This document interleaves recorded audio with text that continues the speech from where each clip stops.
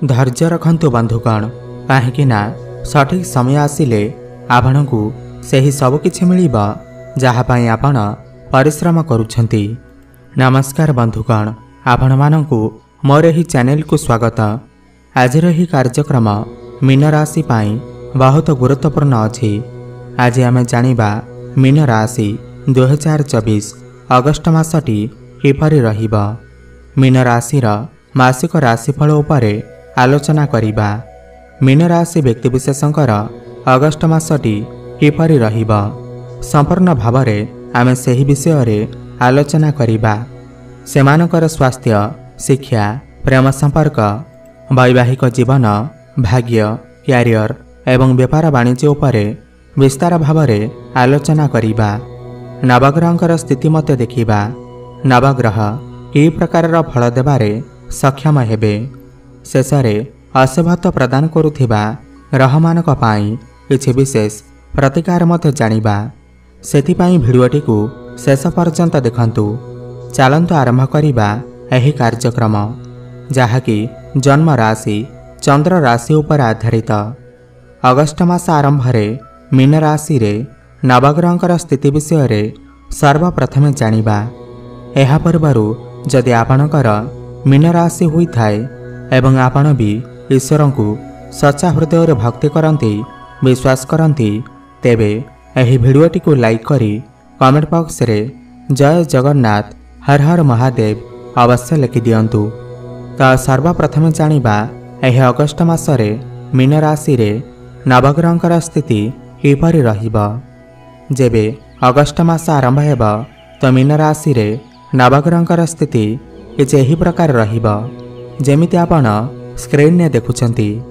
बंधुगण, राशिचक्रर द्वादश राशि बा शेष राशि हेउछि मीन राशि एवं आपणकर राशिर अधिपति हेउछंती देवगुरु बृहस्पति एवं बृहस्पति आपणकर तृतीय भावरे विराजमान अछंती एवं तांको सहित मंगल विराजमान अछंती। आपणकर प्रथम भावरे राहु विराजमान अछंती। आपणकर पंचम भावरे सूर्य विराजमान अछंती। आपणकर षष्ठ भावरे बुध एवं शुक्र विराजमान अछंती। आपणकर सप्तम भावरे केतु विराजमान अछंती एवं आपणकर द्वादश भावरे शनि विराजमान अछंती।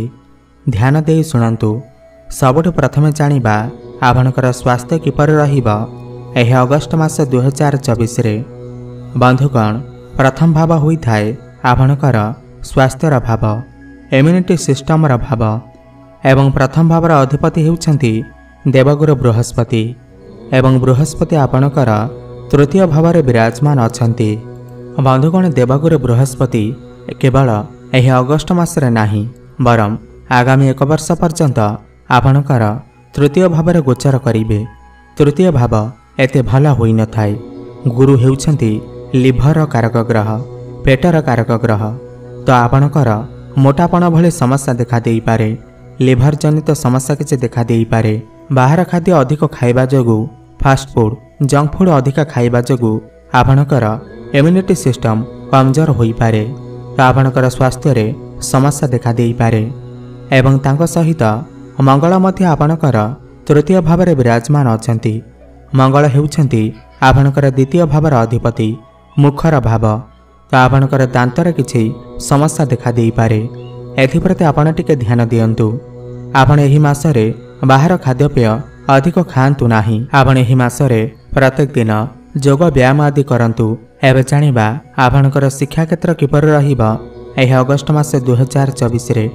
बंधुगण, पंचम भाव होई थाए आपणकर शिक्षा क्षेत्रर भाव एवं पंचम भावर अधिपति हेउछंती चंद्रमा एवं चंद्रमा प्रति 2 दिन थरे राशि परिवर्तन करिथांती। आपणकर पंचम भावरे सूर्य विराजमान अछंती। बंधुगण, एही मासरे आपणकर शिक्षा क्षेत्र रे छोट मोट समस्या देखा जाई पारे। आपणकर मन डाइवर्ट होई पारे काहेकि ना राहुंकर दृष्टि आपणकर पंचम भाव उपर को रहुअछि एवं षष्ठ भावर अधिपति आपणकर पंचम भावरे विराजमान अछंती। सूर्य आपणकर पंचम भावरे विराजमान अछंती। तो आपणकर पाठपढ़ारे किछि ना किछि समस्या देखा देबो। राहु दृष्टि देउथिबारु आपणक भितरे ଦ୍ୱନ୍ଦ୍ୱ ସୃଷ୍ଟି ହୋଇପାରେ। ଆପଣଙ୍କର ମନ ବିଚଳିତ ହୋଇପାରେ। ଆକସ୍ମିକ ଆପଣଙ୍କର ପାଠପଢ଼ାରେ କିଛି ସମସ୍ୟା ଆସିଯାଇପାରେ। ଏଥିପ୍ରତି ଆପଣ ଟିକେ ଧ୍ୟାନ ଦେବେ। ଆପଣ ଏହି ମାସରେ ଆପଣଙ୍କର ଶିକ୍ଷା କ୍ଷେତ୍ରରେ କିଛି ବଡ଼ ନିଷ୍ପତ୍ତି ନିଅନ୍ତୁ ନାହିଁ। ଏହି ମାସରେ ଆପଣଙ୍କର ଶିକ୍ଷା କ୍ଷେତ୍ର ଭଲ ନାହିଁ। ଏଥିପ୍ରତି ଆପଣ ଟିକେ ଧ୍ୟାନ ଦିଅନ୍ତୁ। ଏଥିପାଇଁ ଆପଣ ଉପାୟ ଅବଶ୍ୟ କରନ୍ତୁ। ଉପାୟ ଆମେ ଭିଡ଼ିଓ ଶେଷରେ ଜାଣିବା। ଏବେ ଜାଣିବା ଆପଣଙ୍କର ପ୍ରେମ ଜୀବନ କିପରି ରହିବ ଏହି ଅଗଷ୍ଟ ମାସ 2024ରେ। ବନ୍ଧୁଗଣ, ପଞ୍ଚମ ଭାବ ହିଁ ହୋଇଥାଏ ଆପଣଙ୍କର ପ୍ରେମ ଜୀବନର ଭାବ, ଶିକ୍ଷାର ଭାବ ଏବଂ ସନ୍ତାନର ଭାବ ମଧ୍ୟ ହୋଇଥାଏ। ଯେମିତିକି ମୁଁ ଆପଣଙ୍କୁ କହିଲି, ପଞ୍ଚମ ଭାବର ଅଧିପତି ହେଉଛନ୍ତି ଚନ୍ଦ୍ରମା ଏବଂ ପଞ୍ଚମ ଭାବରେ ସୂର୍ଯ୍ୟ ବିରାଜମାନ ଅଛନ୍ତି ଏବଂ ରାହୁ ମଧ୍ୟ ଆପଣଙ୍କର ପଞ୍ଚମ ଭାବକୁ ଦେଖୁଛନ୍ତି। ଯେହେତୁ ସୂର୍ଯ୍ୟ ଆପଣଙ୍କର ପଞ୍ଚମ ଭାବରେ ବିରାଜମାନ ଅଛନ୍ତି, ଆପଣ ଯାହାଙ୍କ ସହିତ ରିଲେସନସିପ୍ରେ ଅଛନ୍ତି, ଯିଏ ଆପଣଙ୍କର ପାର୍ଟନର ଅଛନ୍ତି, ତ ତାଙ୍କ ମଧ୍ୟରେ କ୍ରୋଧ ଦେଖାଦେଇପାରେ, ଅହଙ୍କାର ଦେଖାଦେଇପାରେ, ଜିଦିପଣ ଦେଖାଦେଇପାରେ। ସମୟ ସମୟରେ ସେ ଆପଣଙ୍କୁ କିଛି ରାଗିକି କିଛି କହିଦେଇପାରନ୍ତି, ଯାହା ଆପଣଙ୍କୁ ଭଲ ଲାଗିନପାରେ। ଏବଂ ରାହୁଙ୍କର ପ୍ରଭାବ ମଧ୍ୟ ଆପଣଙ୍କର ପଞ୍ଚମ ଭାବ ଉପରେ ରହୁଅଛି। ତ ଆପଣଙ୍କ ଭିତରେ ସମୟ ସମୟରେ ମନ ମନାନ୍ତର, କଳି ଝଗଡ଼ା ଦେଖାଦେଇପାରେ, ମିସ୍ଅଣ୍ଡରଷ୍ଟାଣ୍ଡିଂ ଦେଖାଦେଇପାରେ। ମୋଟାମୋଟି ଦେଖିବାକୁ ଗଲେ ଏହି ମାସରେ ଆପଣଙ୍କର ପ୍ରେମ ଜୀବନ 50% ଭଲ ଅଛି।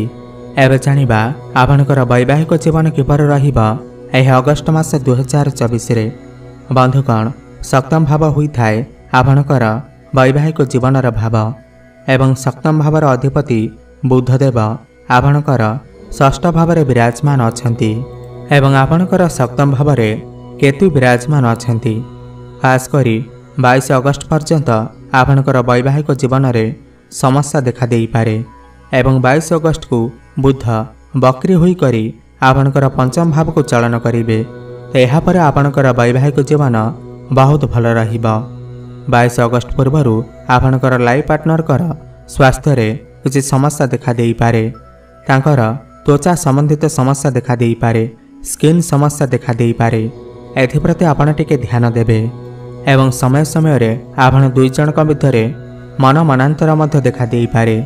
କାହିଁକିନା ବୁଧ ଆପଣଙ୍କର ଷଷ୍ଠ ଘରେ ବିରାଜମାନ ଅଛନ୍ତି ଏବଂ କେତୁ ମଧ୍ୟ ଆପଣଙ୍କର ସପ୍ତମ ଭାବରେ ବିରାଜମାନ ଅଛନ୍ତି। କେତୁ ହେଉଛନ୍ତି ମୁଣ୍ଡବିହୀନ ଗ୍ରହ। କେତୁ ଆପଣଙ୍କ ଭିତରେ ଅସନ୍ତୁଷ୍ଟି ପ୍ରକାଶ କରେଇଥାନ୍ତି, ଆପଣଙ୍କ ମଧ୍ୟରେ କଳି ଝଗଡ଼ା ଲଗେଇଥାନ୍ତି, ମନ ମନାନ୍ତର ଲଗେଇଥାନ୍ତି। ଏହା କେବଳ 22 ଅଗଷ୍ଟ ପର୍ଯ୍ୟନ୍ତ। କିନ୍ତୁ 22 ଅଗଷ୍ଟ ପରେ ଆପଣଙ୍କର ବୈବାହିକ ଜୀବନ ବହୁତ ଭଲ ରହିବ। ଏବେ ଜାଣିବା ସବୁଠାରୁ ଗୁରୁତ୍ୱପୂର୍ଣ୍ଣ ବିଷୟବସ୍ତୁ, ଯାହାକି ଆପଣଙ୍କର ଭାଗ୍ୟ, କ୍ୟାରିୟର ଏବଂ ବେପାର ବାଣିଜ୍ୟ କିପରି ରହିବ ଏହି ଅଗଷ୍ଟ ମାସ 2024ରେ। ବନ୍ଧୁଗଣ, ନବମ ଭାବ ହୋଇଥାଏ ଆପଣଙ୍କର ଭାଗ୍ୟର ଭାବ ଏବଂ ଦଶମ ଭାବ ହୋଇଥାଏ ଆପଣଙ୍କର କ୍ୟାରିୟରର ଭାବ। ନବମ ଭାବର ଅଧିପତି ହେଉଛନ୍ତି ମଙ୍ଗଳ ଏବଂ ମଙ୍ଗଳ ଆପଣଙ୍କର ତୃତୀୟ ଭାବରେ ବିରାଜମାନ ଅଛନ୍ତି ଏବଂ ଆପଣଙ୍କର ଭାଗ୍ୟ ଭାବକୁ ଦେଖୁଛନ୍ତି। ଏବଂ ବୃହସ୍ପତି ମଧ୍ୟ, ଯିଏକି ଭାଗ୍ୟର କାରକ ଗ୍ରହ, ଆପଣଙ୍କର ଭାଗ୍ୟ ଭାବକୁ ଦେଖୁଛନ୍ତି। ଏହି ମାସରେ ଆପଣଙ୍କର ଭାଗ୍ୟ ବହୁତ ଭଲ ଅଛି। ଖାସ୍ କରି 25 ଅଗଷ୍ଟ ପରେ ଆପଣଙ୍କର ଭାଗ୍ୟ ବହୁତ ଭଲ ରହିବ। ଏହି ମାସରେ ଆପଣ ଯଦି କିଛି ଇମ୍ପୋର୍ଟାଣ୍ଟ କାମ କରିବାକୁ ଚାହୁଁଛନ୍ତି, କୌଣସି ବଡ଼ କାର୍ଯ୍ୟର ଆରମ୍ଭ କରିବାକୁ ଚାହୁଁଛନ୍ତି କିମ୍ବା କୌଣସି ବଡ଼ ଇନଭେଷ୍ଟମେଣ୍ଟ କରିବାକୁ ଚାହୁଁଛନ୍ତି, ତାହେଲେ ନିଶ୍ଚୟ କରିପାରିବେ। ଶୁଭଫଳ ପ୍ରାପ୍ତି ହେବ। ଆପଣଙ୍କର ଗୃହରେ କୌଣସି ଶୁଭ ମାଙ୍ଗଳିକ କାର୍ଯ୍ୟର ଆୟୋଜନ ମଧ୍ୟ ହୋଇପାରେ। ଆପଣ କୌଣସି ଜମିଜମା, ପ୍ରପର୍ଟି ଇତ୍ୟାଦି କିଣାବିକା କରିବା ପାଇଁ ମନ ବଳେଇ ପାରନ୍ତି। ଯାନବାହନ ଇତ୍ୟାଦି କ୍ରୟ କରିପାରନ୍ତି। ମୋଟାମୋଟି ଦେଖିବାକୁ ଗଲେ ଏହି ମାସରେ ଆପଣଙ୍କର ଭାଗ୍ୟ ବହୁତ ଭଲ ଅଛି। କ୍ୟାରିୟରର କଥା ହେବା ଯଦି, ଦଶମ ଭାବ ହୋଇଥାଏ କ୍ୟାରିୟରର ଭାବ ଏବଂ ଦଶମ ଭାବର ଅଧିପତି ଦେବଗୁରୁ ବୃହସ୍ପତି ଆପଣଙ୍କର ତୃତୀୟ ଭାବରେ ବିରାଜମାନ ଅଛନ୍ତି। ବନ୍ଧୁଗଣ, ତୃତୀୟ ଭାବ ଆମର ସାହସ ପରାକ୍ରମର ଭାବ ହୋଇଥାଏ, ପରିଶ୍ରମର ଭାବ ହୋଇଥାଏ, ଟ୍ରାଭେଲର ଭାବ ହୋଇଥାଏ, ଡିଜିଟାଲ ଏବଂ ଅନଲାଇନ୍ କାମର ଭାବ ହୋଇଥାଏ। ଯଦି ଆପଣ କିଛି କମ୍ପ୍ୟୁଟରର କାମ କରୁଛନ୍ତି, ଅନଲାଇନ୍ରେ କିଛି କାମ କରୁଛନ୍ତି, ଡିଜିଟାଲ କାମ କିଛି କରୁଛନ୍ତି କିମ୍ବା ଟ୍ରାଭେଲର କିଛି କାମ କରୁଛନ୍ତି, ତ ଆପଣଙ୍କ ପାଇଁ ବହୁତ ଶୁଭ ସମୟ ଅଟେ। ମ୍ୟାନେଜମେଣ୍ଟର କାମ କରୁଥିବା ଲୋକମାନଙ୍କ ପାଇଁ ଏବଂ ବ୍ୟାଙ୍କିଂ କ୍ଷେତ୍ରରେ ଥିବା ଲୋକମାନଙ୍କ ପାଇଁ ଏହି ସମୟ ବହୁତ ଶୁଭ ଅଟେ। ବନ୍ଧୁଗଣ, ଏହି ମାସରେ ଆପଣଙ୍କର କ୍ୟାରିୟର ଭଲ ତ ରହିବ, କିନ୍ତୁ ପ୍ରତ୍ୟେକ କାର୍ଯ୍ୟରେ ଆପଣଙ୍କୁ ଟିକେ ଏକ୍ସଟ୍ରା ମେହନତ କରିବାକୁ ପଡ଼ିପାରେ, ଅଧିକ ପରିଶ୍ରମ କରିବାକୁ ପଡ଼ିପାରେ। ଅଧିକ ପରିଶ୍ରମ କଲେ ଯାଇ ଆପଣଙ୍କୁ ସଫଳତା ପ୍ରାପ୍ତି ହେବ। କାହିଁକିନା ତୃତୀୟ ଭାବ ପରିଶ୍ରମର ଭାବ ହୋଇଥାଏ, ତ ଆପଣଙ୍କୁ ଟିକେ ଅଧିକ ପରିଶ୍ରମ କରିବାକୁ ପଡ଼ିପାରେ। ଏହି ମାସରେ ଆପଣଙ୍କର କାମ କାର୍ଯ୍ୟରୁ ଅଧିକ ପ୍ରଫିଟ୍ ଦେଖିବାକୁ ମିଳିବ। ଆପଣଙ୍କର ଡେଲି ଇନକମ୍ରେ ବୃଦ୍ଧି ଆସିବ, ଫାଇନାନ୍ସିଆଲ ଗ୍ରୋଥ ହେବ ଏବଂ ଗୁରୁ ମଧ୍ୟ ଆପଣଙ୍କର ଏକାଦଶ ଭାବକୁ ଦେଖୁଛନ୍ତି। ଆପଣଙ୍କର କୌଣସି ଗୋଟିଏ ବଡ଼ ଇଚ୍ଛା ପୂର୍ଣ୍ଣ ହୋଇପାରେ। ଚାରି ଦିଗରୁ ଆପଣଙ୍କୁ ଲାଭ ପ୍ରାପ୍ତି ହେବ।